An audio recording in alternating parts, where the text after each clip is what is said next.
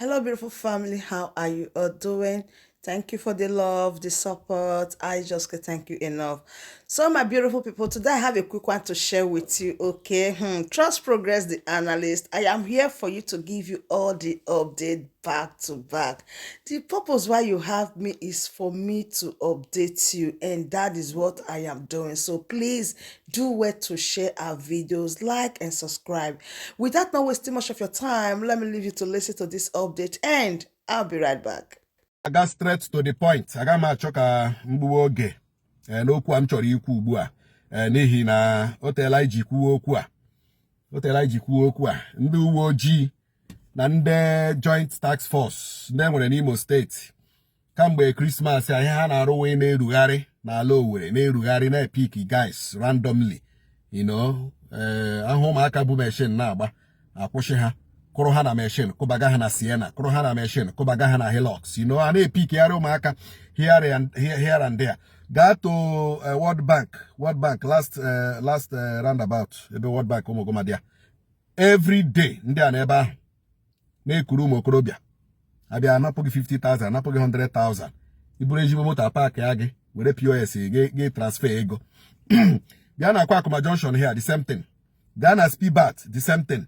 Onweghị every nook and cranny of this town nowhere here ndị police na-eme this thing. Now, I want a very, very pathetic story. I will play the voice note. Very pathetic story.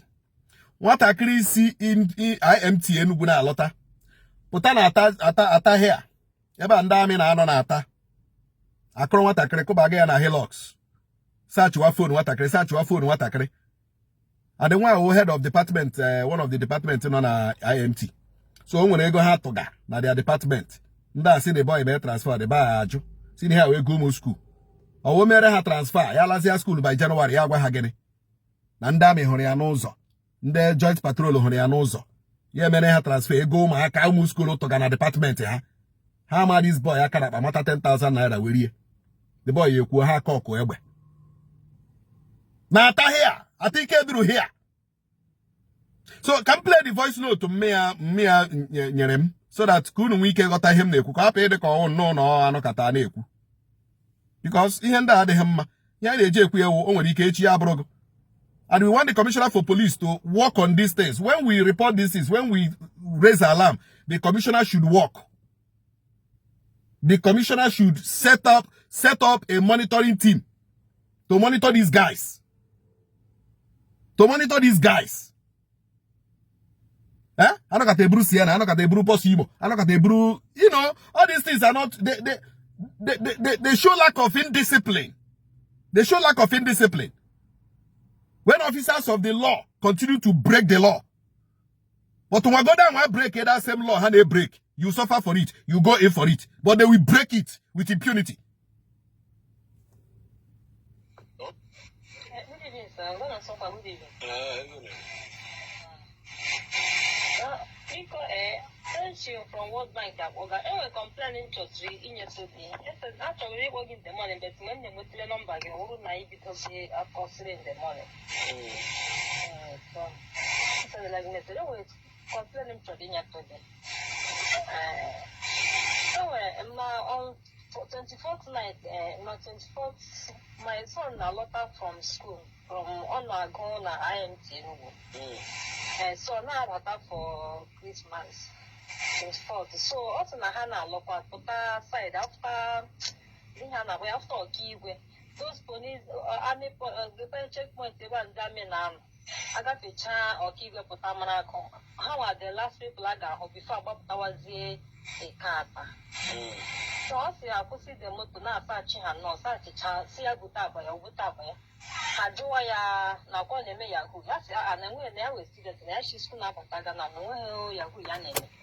Hasi ya na obuta o yobute kwa ya hasa chicha abaya. So ho chapa my project ya because one final year di final year na. Ha ho chapa project ya my heni na school ni ya oji chapa na banga.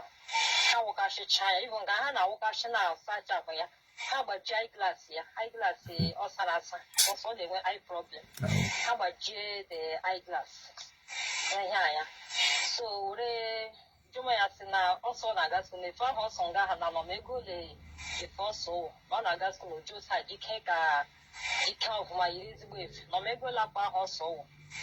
Sajma Hayaga, I was not on Naga, Naga, Naga.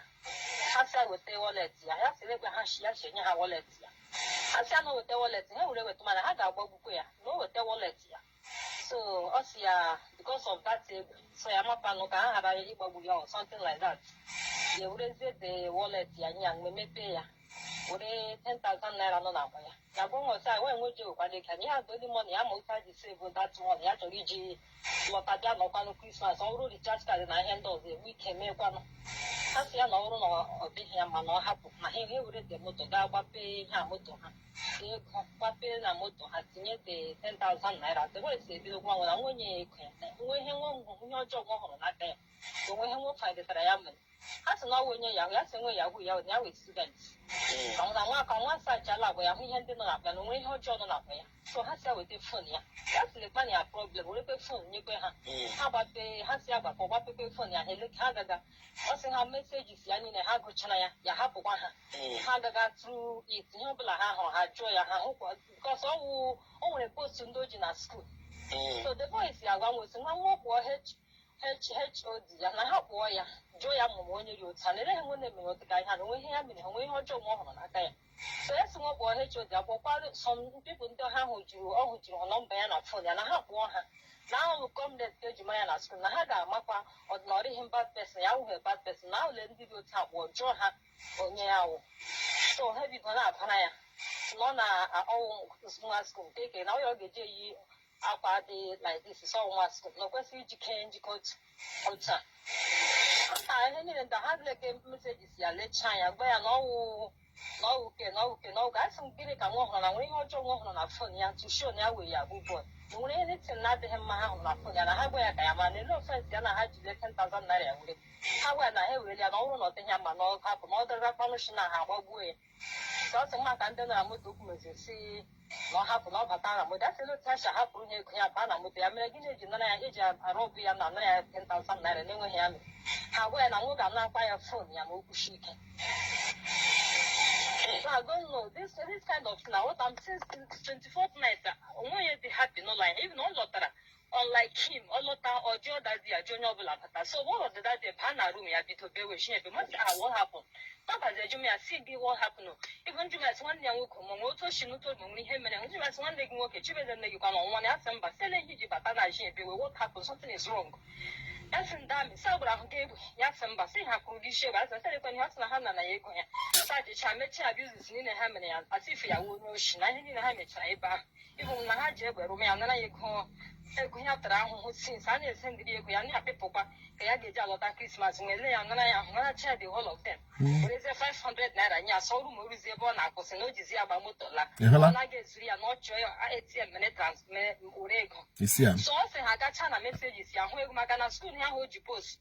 No hand to go for Campana country. Can't say I know that's money many have transfers. I get me transfer. No, they can also think I got a honey out drag. Has not get married like that transfer. That's the enemy transfer. The lady had the jack show me. I many have transfer. No, they are not in this school. No, the young one has not get married like that transfer. My hand drag as Nazi I wallet. I will say that's money not in a post here. No, I wallet.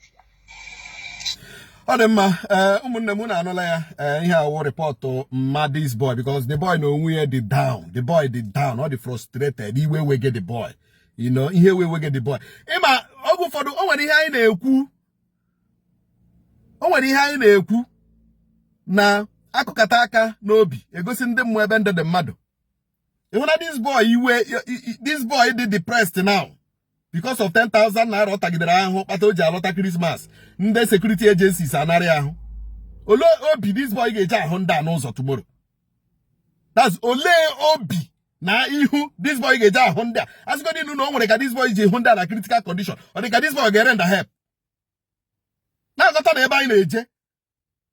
Ịhụ na ihe emere this boy now. Ha werele hatred for them. Tige this boy n'obi. But I know where and how in the security. I know why they don't understand. They don't understand it. I've said it. This thing can only happen in Imo State. This kind of thing cannot happen in Enugu. It cannot happen in Abia. Alex Otige Tigimau. It cannot even happen in Anambra. I'm telling you. Here are many most states again Abia.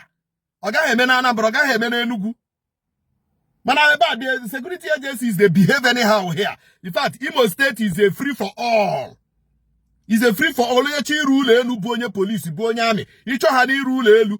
Si make transfer n'Imo. Icho hani u millionaire. Make transfer n'Imo. Icho hani wo kemoto as a police officer, as a military man. Just to make transfer n'Imo State. This place is free for all.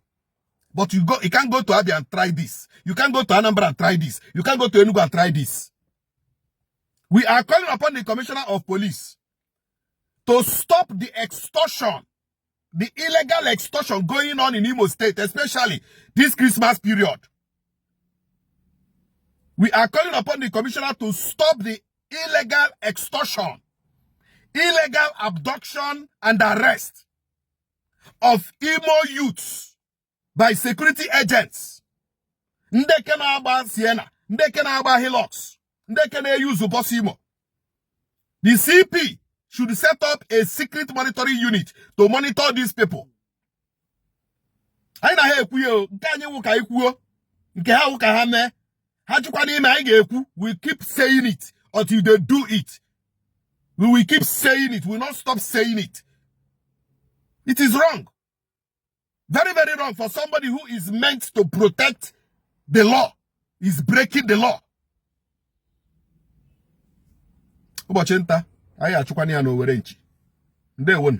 So my beautiful family, that brings us to the end of this update. Do well to like the video, share and subscribe. I still remain your one and only Progress the Analyst. I give you all the update back to back. Thank you so much and bye bye.